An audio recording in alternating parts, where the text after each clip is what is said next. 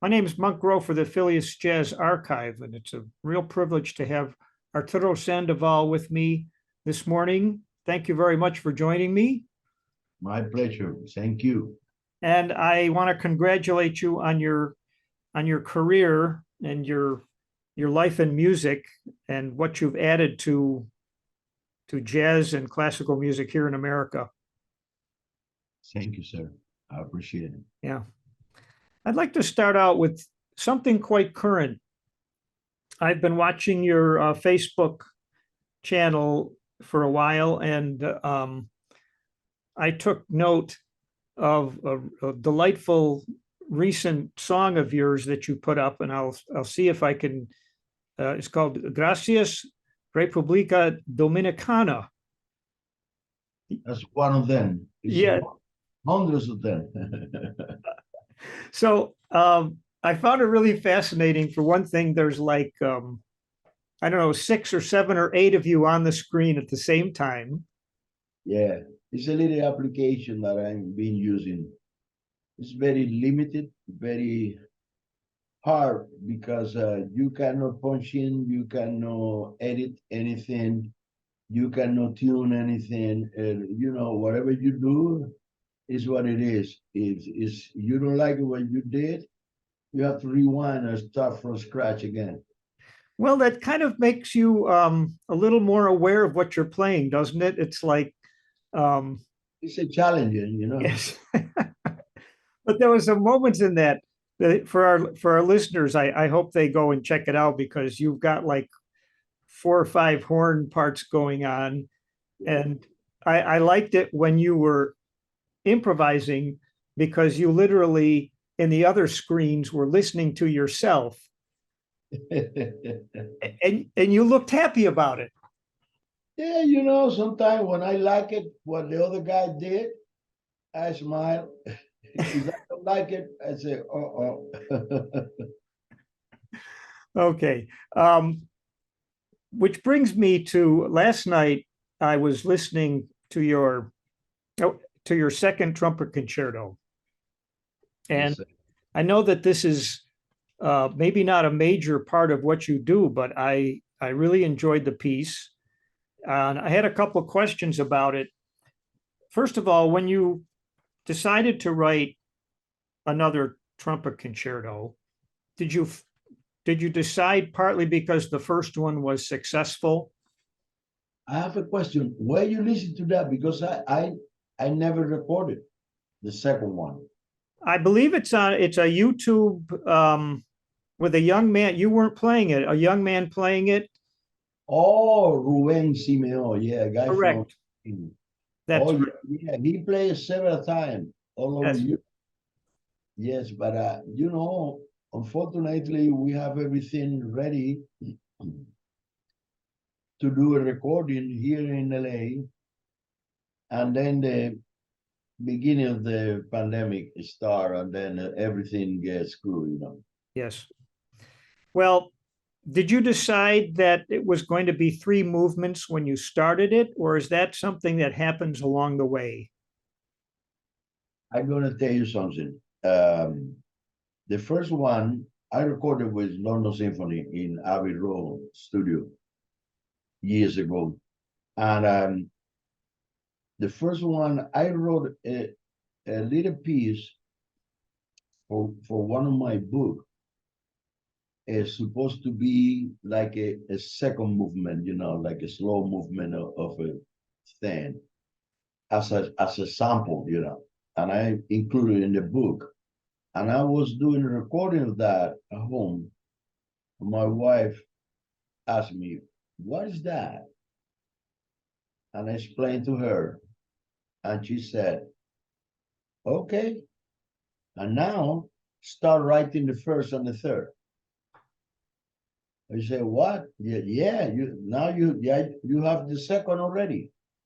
Go ahead and write the first and the third." I said, "Oh, come on." He said, "Yes, do it." My wife, we call her the big boss. We're married for 48 years. That's marvelous. And then I said, "Okay, I'm gonna try." I did it, and then I recorded. And with the second one, it was exactly the same thing. Did you start with the second movement?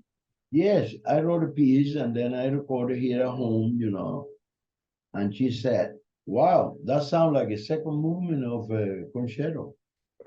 Okay, you know what you have to do. I don't have to tell you again. So did The second one is more simple, to be honest. It's more melodic. It's not very technical. It's not very complicated at all. Because to be honest, I'm not a big fan of those kind of trumpet concerto, the modern music that is no melodies. Is something. I'll say, wow, I cannot repeat that in my dreams, or I cannot memorize those melodies and harmonies and things, because I love very much melodic music. My favorite composer is Sergei Rachmaninoff, Mhm. And then I'm crazy about it. Debussy and Ravel, Satie, all those, those people who write Chopin, all those people who write beautiful, beautiful melodies. They are my heroes. Yeah. And that's what I'm trying to do in almost all my composition. I'm trying to be melodic and I kind of is always a little bit of romanticism, involved in what I do.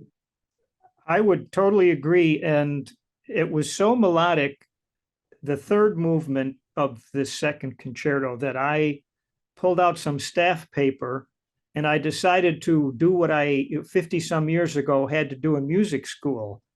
And that was write down your opening of the third movement. So if you bear with me, I want to you can be my professor to see how I did, because I think ba ba da da ba ba da da ba ba da da da da da dee dee da da da ba da ba da, and then back to the ba ba da da, and I was like, oh, that's so lovely. Thank you, sir. Thank you. Thank you. It's something easy to remember, as you can see, and have the simple line, just changing the chord underneath and doing some counterline and things to develop the first idea. Yeah. Well, it surely works. And somewhere in there, you wrote a finger buster of a first violin solo. Do you remember that part? Yeah, it's like a cadenza of Yeah, the first of the concert master for the concert master. right. Yeah, I hear Ruben playing in Europe, and some of the violin players did it okay. Some very few did well, and the other was because they cannot take it for granted. They have to spend a few minutes Yes. practicing cadenza. Yeah, if they practice it and getting down, that's it's okay. But in a way that when I wrote it, I talked to a couple of good violin players here in town, and I consulted them, about it. That was playable. That was something the violin could do. They said, absolutely. It's a matter to spend some time and really getting down. Are you a man who likes downtime? I know that's kind of a strange question, but I get the sense that your head is constantly filled with music. You know what I always say? Music saved my life. Music saved my life. And I owe everything to the music. Well, that sums it up then. Yeah, and then it's my my appreciation, toward the music, because when I was young, man, I grew up in the middle of nowhere, of the countryside of the island of Cuba. My family was extremely poor, and I really was a kind of a hopeless kid, you know. And then because the music, my life changed completely, and I've been blessed because of the music. I travel all over the world, and I've been able to give a decent life to my family and raise my kid, and now my son is doing great. He's very successful. He's very happy about his career, what he's doing. He's a graphic artist, and I have a lot of reason to be grateful to the music. It's very interesting that musicians from countries other than America who get turned on to jazz, they seem, as you eloquently said, that it's such a big part of your life, and the struggles that you took to get there. I wonder if you appreciate it more than many American musicians. Yeah, I'm gonna tell you, it's not easy to, when you are a Latino person like me, to really develop your career, especially in the classical or jazz music, because because of, a lot of people have a stereotype mentality, and then when they hear you speaking, or the color of your skin or whatever, where you come from, they always associate you with the music of your country where you was born, and this is not fair. It is not fair at all, because music is the only international language, belongs to all human beings. It doesn't matter where you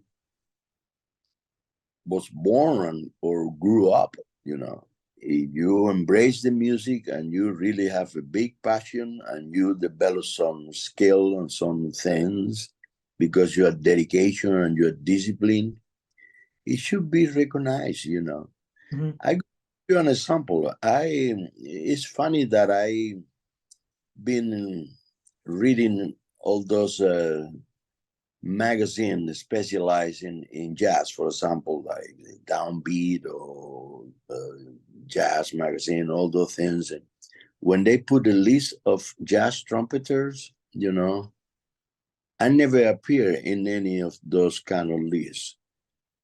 They ignore me. Okay, modesty apart, I laugh all the way to the bank, no matter what. But it's hard because you say, man, I'm playing music for 62 years. I'm 74 now, and I started playing music professionally when I was 12 years old, which is mean, and I'm playing music for 62 years nonstop, with a lot of passion, dedication, discipline, respect for the music, and respect for the audience. And if some people don't believe that you deserve some kind of recognition, that's your problem. I'm trying as much as I can to those things don't affect my little brain. And what I do is keep practicing and trying to improve and trying to fix things that I feel I has been doing maybe in the best way. And then that's has been my life for so many years, and I'm gonna be like this until I retire or I die. I don't know. You said something just in passing there, and that you have part of what you do involves respect for the audience. And I Actually, wonder if the reason that you don't show up, especially in the critics poll, is because of partly because of that. In other words, there's an entertainment part of your performances, which is inviting to people. And sometimes critics feel like, oh, that's not really artistic. That's a little too much show business. Okay. Is they believe so, that's their problem. Mm-hmm. My mission is to make the people have a good time. And you know, a famous pianist, I don't gonna name his name, is not necessary, but he posted something a couple of days in the internet where he said, people nowadays in the jazz music, exactly, I'm quoting, he's a famous jazz pianist. He said, people nowadays play with the head, but not with the soul. And I said, you know, I was tempting to reply to that. I said, you shouldn't generalize, you know, you shouldn't put everything and everybody in the same sack, because that's not fair. But sometimes in certain way, he's right, because a lot of jazz musicians make it so complicated nowadays and so technical and so intricate that that avoid to gain a lot of more people who appreciate, understand, and follow jazz music. Mm-hmm. And that's one of the things I'm not looking for. I don't want to impress the people. I want the people to have a good time and leave the place with the desire to come back when I get back in town. That's the way to make our business survive, you know. I don't know if Give you'd be able to address this or not, but do you think that playing with the head more than the soul is partly an outcome of the boom in jazz education? I'm going to tell you something. We have another problem, which is even deeper and more, it's worse than that.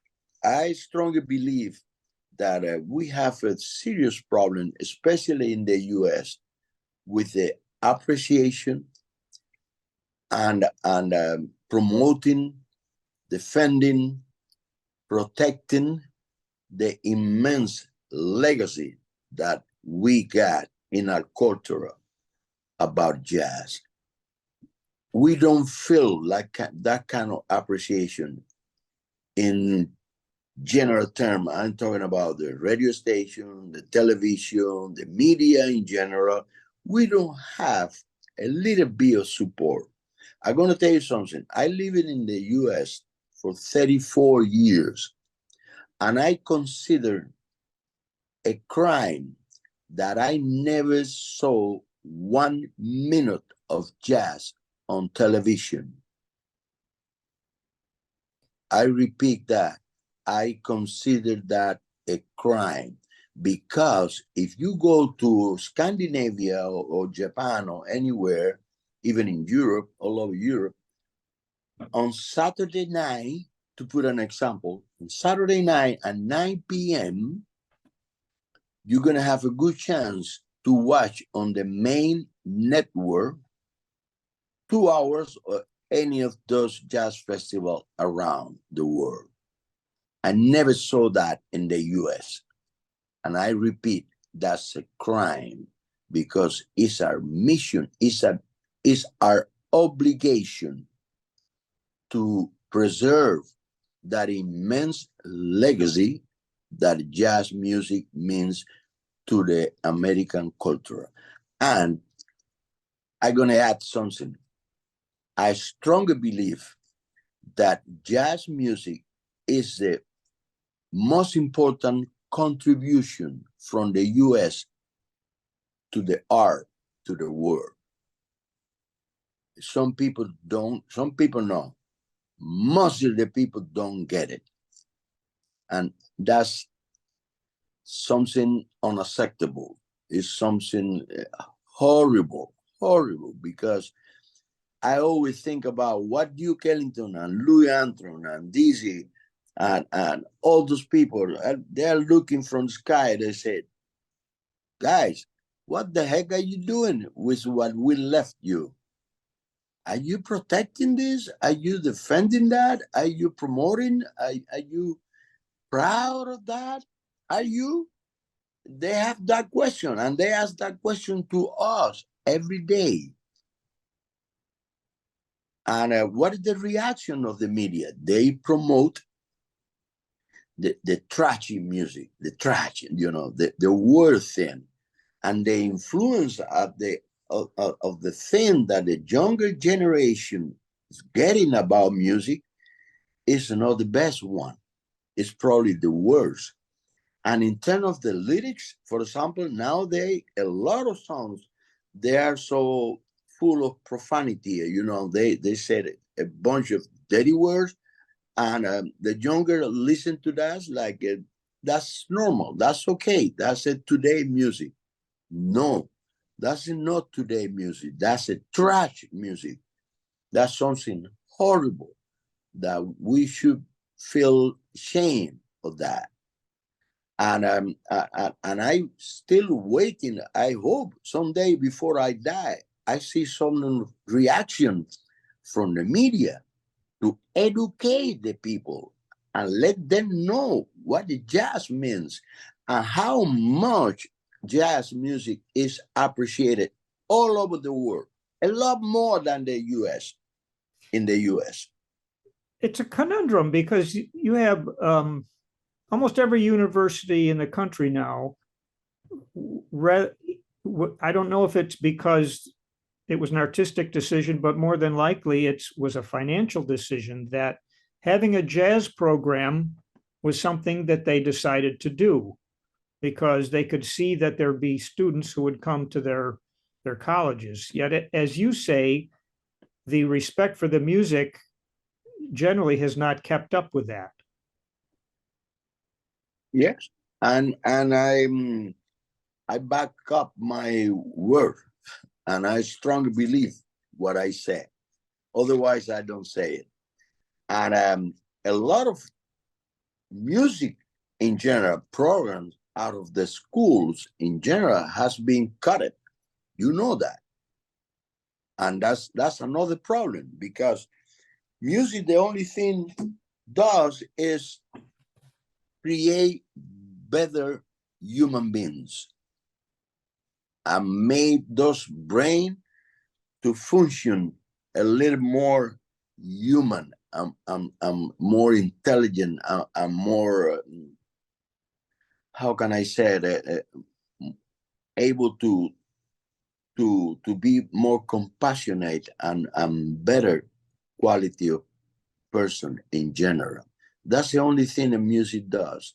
Music fill your heart and your soul with good emotion and things, and then you feel motivated. You feel like wow, this is great. And when you have the experience to play an instrument and participate in any kind of formation, and it's a privilege, and also it's a wonderful experience. It's a wonderful experience. And then we must support music program in every school, from kindergarten to college, to university, or whatever. Yeah. This what they should do. Another thing I'm going to mention to you, I don't know if you're aware, but I'm going to mention something that's very strange. Mostly of the government around the world, within the government, they have a Minister of Culture. We don't have it in the US. Are you aware of that? I am. Yes, we don't have it. We don't have anybody within the government that represent the art in general and defends and protect and promote the art. And I don't get it. This is a country which is supposed to be the role model of the world in every sense. And we have to take care of that. When Winston Churchill was asked during the Second War, why are you spending so much money promoting and sending artists to the troop and stuff and all those kind of things? And he said, if we don't protect that and promote that, why are we fighting for? Wow. I'm a big fan of Winston Churchill, by the way. I think it was Rain. He was an incredible guy. He Extremely, was great. I love reading about him and some yeah. Great personality, very smart, very eloquent, and the guy with great ideas, and he was a gentleman. And also, he smoked cigar like me too. Can I call you a cigar aficionado? Big time. Yeah, okay. Yeah, that's a first for us. All right, I started smoking cigar 60 years ago when I was 14 years old. Well, consistency is pays off. I never quit a day. My hero, Dizzy Gillespie, also smoked cigar. Okay. Yeah, I could thank you for wearing that T-shirt, by the way. Oh, I love it, man. A good friend of mine took a photo that I have here in my studio. I cannot show to you, but I got a photo here, exactly this photo. And then he took a photo of that and print that and made a couple of this for me. And I'm so happy to wear, because that guy meant a lot to me. Mike Longo, who I got to interview, said something that I took note of. He said, in our music, rhythm and melody are almost the same. Dizzy used to use the term melodization of rhythm. And wow. I think what he meant by that is Dizzy was hearing rhythms and putting pitches to it. He always also said, improvising is like painting in the canvas, you mix the color, you create shades and this and that. It's like creating a thing. You have to imagine the whole picture in your mind when you are improvising. It's like creating a speech, for example. A good speech, American, they start, good evening, ladies and gentlemen, here we are, but we have some issues that we have to talk about, and then they start changing the tone, the volume, at the end they wrap it, and they say, but we keep hope in that God gonna help us to put it together, everything. Thank you so much for coming here tonight. Good night.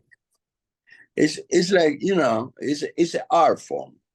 It's an art form. It's like a poem, I wonder if you landed on something that goes back to what we were talking about as far as America respecting the art form, and that what you're just describing takes some investment from the listener. It's the fact that there's no, jazz is mostly an instrumental music, and people need to be able to use their imagination to enjoy it. And perhaps we're getting lazy and finding that that's too much work. Yeah, because jazz is not an elevator music. It's something you have to concentrate when you're listening, and you can establish a kind of conversation thing, pretending that you will understand what's going on the stage or in the recording or whatever. You have to pay attention, and you have to try to follow what they're doing and what the artists are sharing with us.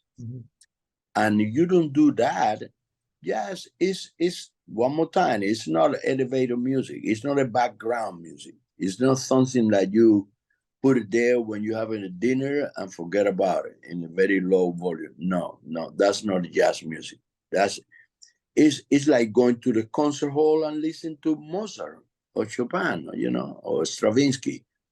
You cannot establish a conversation in the Carnegie Hall. Meanwhile, you're listening to a concerto, you know. Yeah. It's exactly the same thing.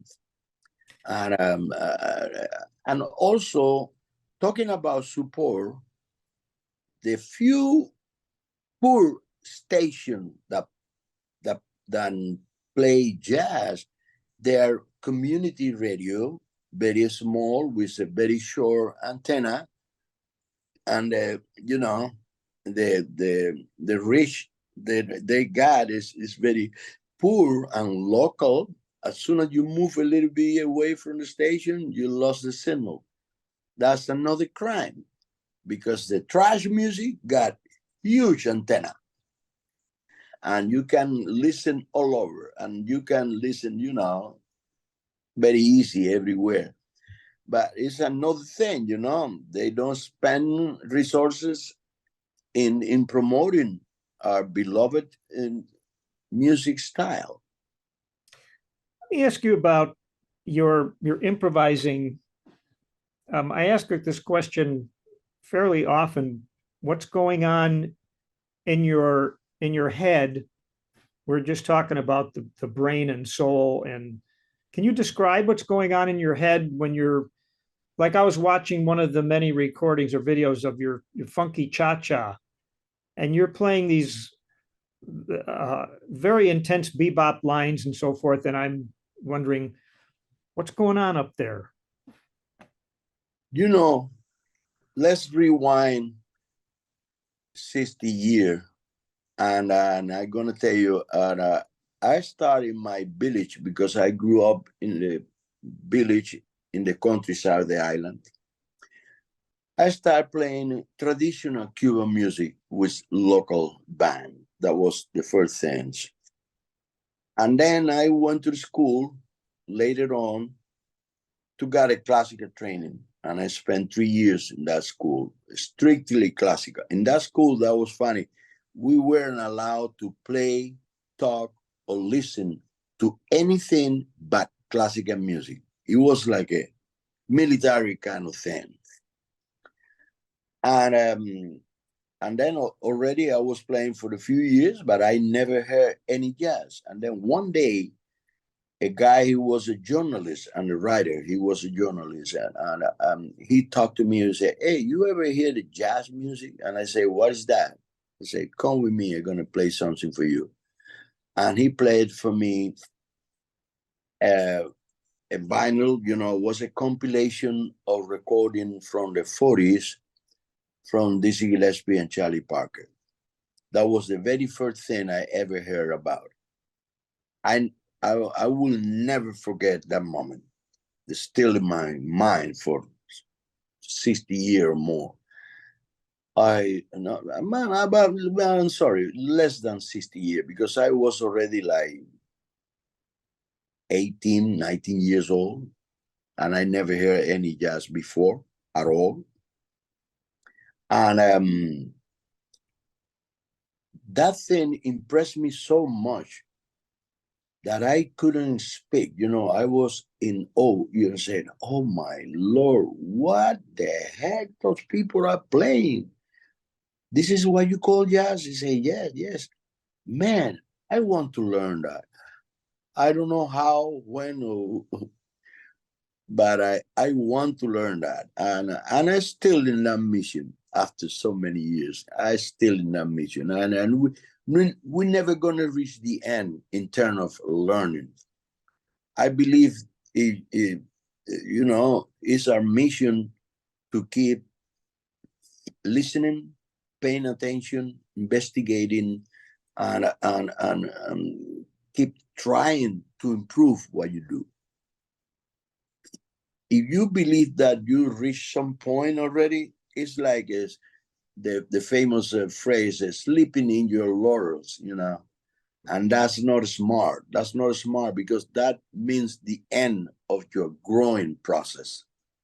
And the growing process is something that should have any end only with your death. You just answered one of the questions I had written down, so thank you.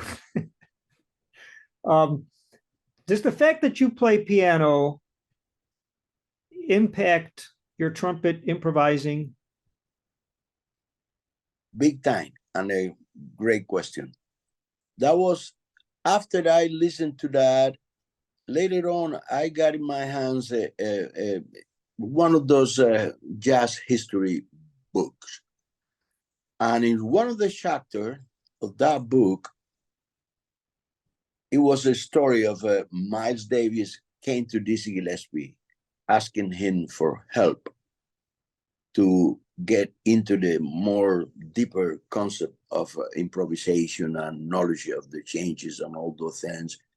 And Dizzy said, okay, I can help you. Let's go to the piano. And Miles said, piano? What? Dizzy said, okay, that's the only way I can explain it to you. When I read that, I said, oh, I think that's a good lesson. Not only for Miles, that's good for everyone. And then that really made that thing into my brain. And I say, you know what? I have to get familiar with the piano. And I never regret. And, by the way, I spend a lot more time with the piano than with the trumpet. Because the piano, for composition, for arranging, for creating, for understanding the chord sequence and the basis, not only the basis, but only all the variation and alternative, chord that you can find. And the piano has something else that is you can hear the thing, but you can see. You understand what I mean? With the trumpet, you cannot see anything. You have to imagine everything, or a clarinet, or a saxophone, whatever. But with the piano, you can see the notes that belongs to that chord, and what is the alter changes you can do with that, and what are the scale that belongs to that specific chord. And then that give you a better control and better conscious of how to handle those chord changes. That's a terrific observation. And because I play saxophone and piano, and I noticed that sometimes if I see, talking about notes that are outside the scale, playing outside a little bit, and you're right, there's a visual dimension to it, Out. They call out. They call it out, man. Yeah. You know what? Something funny. One day in one of my hundreds of conversations with my hero and mentor, John Burns Gillespie. That's his real name, because I never were agree with that nickname of Dizzy, because he was anything but Dizzy. He was extremely smart guy. He was a genius, a creator of a complete different style of music. But I asked him, Dizzy, please explain to me those weird notes that you play within the chord. And he looked at me and said, I don't call that weird. I call funny notes. And I'm gonna share with you another trick that I've been doing for many years. When I want to learn a specific tune, I learn it, of course, first in the piano. But instead of playing in the piano one key down, I learn it in the trumpet key. That helped me as well, because when I'm improvising, I remember not only the chord, but the notes that I was playing. in the same key. I don't have to transpose. You understand what I mean? It's easier. Does your trumpet playing end up sort of this a reversal? Like, do you do things on the trumpet and say, "Oh, I should try that on the piano"? Oh, absolutely. It's a two-way. It's a two-way thing, you know. Of course, you element one thing and the other one. You know, you have to. In the end, if you are a way to create your speech, you know, in the way you put together your ideas that make sense. I have some melody. Some people, for example, they believe when you're playing fast, you are throwing notes. That's stupid mistake. We don't throw in notes. For example, in the way we learn a solfege, we name it. Every name of the note. We don't say do re mi da ba da. No. We say do re mi fa sol si do si la do re mi mi do si re mi fa do mi fa re mi do si re do si re do si do si re do mi do fa re do. Mi si la do si do si re do mi do fa re do mi si la do si la do.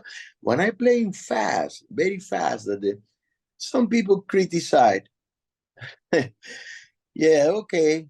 And I always, my response to that is, I would love to play the trumpet in the way Michael Brecker played the tenor or Oscar Peterson played the piano. That's my goal, my heroes, the people who are, or in the way that Neil Henning, Oscar Pedersen played the acoustic bass. He's my hero in terms of bass, my hero. And some people want you to play, just for example, imitating other great musicians. If you put the mute on, they want you to sound like Miles. If you sound different, they don't give credit and they don't really appreciate it. I say, man, to be a copy of the original is the most stupid thing, you know. Say that again. To copy to be a bad copy of the original is very stupid idea. Our goal should be to express ourselves in the way you feel, in the way, you know, and also modesty apart. If you have been practicing for so many years, for so million of hours, is to develop and skill. To do what? Because it's two-way when you're a professional musician. Or you play what you want, or you play what you can. I swear, I want to belong to the first group. I want to play in the way I want. You could do that. What you have to do, control your instrument, be in control. Spend millions of hours practicing to develop those skills and to have that preparation to play your instrument in the way you feel, in the way you want, without struggling with frustration and limitations. A couple more questions. Back to your improvising.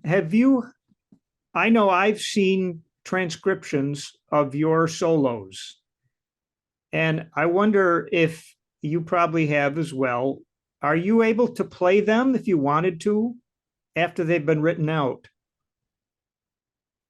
Oh, yeah. I used to be a very good sight reader, you know. And as I practice it, yeah, I think I could be able to do it. It's always, you know what? I never forget one time that I get together with Dizzy after the traveling to somewhere. I copy one of the transcription of one of his solos. And I show it to him. He said, look at this, man. And he said, what the heck is that? He said, it's something transcribed, kind of a trumpet solo. You think that's possible to play it? He said, hell no, that's impossible. I said, that was your solo. That was your solo, man. He said, eh? No, Kitty. Let me start with this. You did a commission of Pepito's story for the Kennedy Center Ballet. Oh no, I've been collaborating and working with Debbie Allen in a lot of different things. Okay. That was the Pepito story. Probably, I think it was one of the first things I did with Debbie Allen, which is extremely talented artist. And I did a ballet, I did a musical, I did with her, oh my goodness, so many different things, you know. And Debbie, you know, helped me to understand the process and writing for dance and to writing for this and for this different that, because she's very smart, you know. And I really appreciate it. I still collaborating with her, you know. It's a privilege for me. So what's the very first thing that you do to get started when you get a description of a project and maybe not a script, but you know, here's the story, here's what we want to happen. Can you? Okay, I'm gonna share with you a secret. When I do things for movies, by the way, you know, I don't know if you're aware that I wrote the last two score for Clint Eastwood. You know, I wrote The Mule and Richard Jewell. I wrote those two scores for him. And in the way I compose or write score, I put a movie there on. And then I sit down in my keyboard on the piano. I watching the things and I see when it's a place or room where the music could intervene, you know, without obstructing the dialogue or making too much emphasis in the drama, which is, you know, another thing we have to be careful. Our mission is to enhance the whole thing, but without interfering. You understand what I mean? It's interesting process. It's not good to get short or past the line. In other words, you understand what I mean? You have to contribute, but don't try to be a protagonist. You are in function of the drama. That's your mission. I'm gonna share with you a story, a very funny story. I met Clint Eastwood 2-3 times over the years in jazz club in town and different places, you know, okay, very briefly like it. But 4 or 5 years ago, I was in the house of a very dear friend of mine. Maybe are you familiar with the name, Mr. Frank Mancuso? He was the president of Paramount and NGN for many years. He's a very dear friend. He smoked Fuente like me, you know, and then we were having a cigar in his backyard, and then my phone rang. I pick it up, but that was Andy Garcia. You know, Andy played me in the movie on HBO. Okay, and we are very close. We're good friend, and he's a very close friend of Mr. Mancuso as well. And then Andy is a guy with very few words, you know, and he said, Arturo, pay attention to your phone. Clint Eastwood going to call you. But he hung up. Said, oh my goodness. I talked to a friend. I said, hey, that was Andy. He said, Clint Eastwood gonna call me. What is this? Okay, the phone rang. I get Clint Eastwood. Arturo, how are you? This is Clint. Okay. And then he said, Arturo, I'm doing a movie and it's a scene there. It's less than 3 minutes. This is a very interesting story. It's a scene there that I want you to write a cue.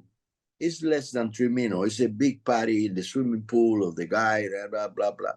And the people are dancing Latino music. And I want you to do that for me. And say, be my honor or my pleasure, sir. And then, okay, we were agreed to meet in his office to see the movie.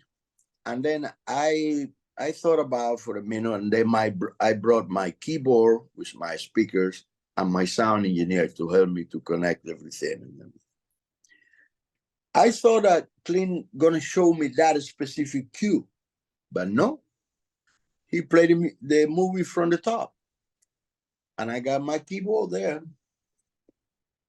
Every time I see the opportunity, I put my hands there and improvise things. He looked at me once in a while. He looked to the other producer and then he scratched his head and said, "Okay." That was 2 hours. He played the whole movie for me. Nobody say a word, but I was playing every time I saw the opportunity.